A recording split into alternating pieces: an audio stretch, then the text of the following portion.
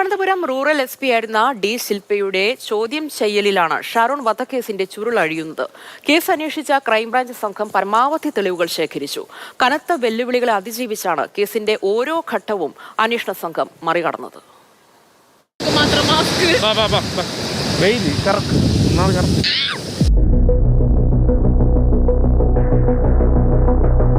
Sharon medical കോളേജിൽ അതീവ ഗുരുതരാവസ്ഥയിൽ കഴിയുമ്പോൾ തന്നെ കുടുംബം പാറശാല പോലീസിൽ പരാതി നൽകിയിരുന്നു. എന്നാൽ പോലീസിന്റെ തണുത്ത സമീപനം തിരിച്ചടിയായി. ഗ്രീഷ്മയ്ക്കെതിരെ ഷാരോണിന്റെ കുടുംബത്തിന്റെ പരാതി ആദ്യം പുറത്തുവരുന്നത് മാതൃഭൂമി ന്യൂസിലൂടെയാണ്.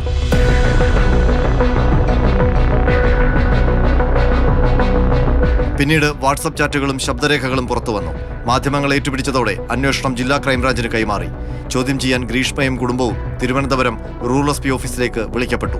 റൂറൽ SP ആയിരുന്ന ഡി ശില്പയുടെ നേതൃത്വത്തിൽ നടന്ന ചോദ്യം ചെയ്യൽ. അതിനു മുൻപ് തന്നെ കുറേയധികം തെളിവുകൾ അന്വേഷണ സംഘം കണ്ടെത്തിയിരുന്നു.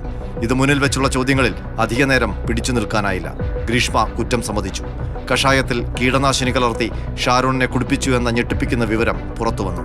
കൂടുതൽ ചോദ്യം ചെയ്യലിനായി നെടുമങ്ങാട് സ്റ്റേഷനിലേക്ക് മാറ്റിയ ഗ്രീഷ്മ പിറ്റേന്ന് രാവിലെ ശുചിമുറിയിലെ ലോഷൻ എടുത്തു കുടിച്ച് ആത്മഹത്യയ്ക്ക് ശ്രമിച്ചു. അവശനിലയിൽ ആശുപത്രിയിൽ കഴിയുമ്പോഴാണ് ഗ്രീഷ്മയുടെ അറസ്റ്റ് പോലീസ് രേഖപ്പെടുത്തിയത്.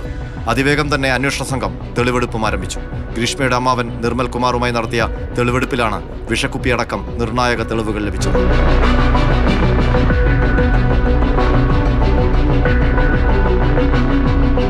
പ്രധാനപ്പെട്ട തെളിവ് കണ്ടെടുത്തിരിക്കുന്നു. ഷാരോൺ വധക്കേസിലെ ഏറ്റവും പ്രധാനപ്പെട്ട തെളിവ് ആ പ്രതിയെ കൊണ്ട് തന്നെ ആ ഉപേക്ഷിച്ച കാർഡിനുള്ളിൽ നിന്ന് തന്നെ പോലീസ് കണ്ടെടുത്തിരിക്കുന്നു. ഒരു പച്ച അടപ്പുള്ള ഒരു വെള്ള കുപ്പി. അതിനി കഷായം സൂക്ഷിച്ചതാണോ അതല്ലെങ്കിൽ കീടനാശിനിയുടെ ബോട്ടിലാണോ എന്നുള്ള കാര്യത്തിലാണ് ഇനി ഒരു വ്യക്തത വരേണ്ടത്. കീടനാശിനി വാങ്ങിയ കടയിൽ തെളിവെടുപ്പ്.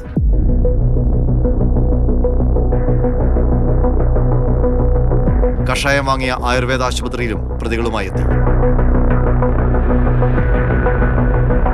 വീട്ടിലും തെളിവെടുപ്പ്.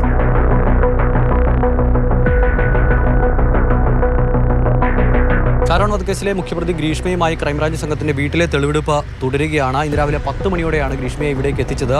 അതിനുശേഷം ഇപ്പോൾ ഇത്രയും സമയം പിന്നിട്ടിരിക്കുന്നു. വിശദമായ തെളിവെടുപ്പ് തന്നെയാണ് വീട്ടിൽ നടക്കുന്നത്. ഷാരോണുമൊത്ത് ഗ്രീഷ്മ സഞ്ചരിച്ച വഴികളിലും അന്വേഷണ സംഘം പോയി.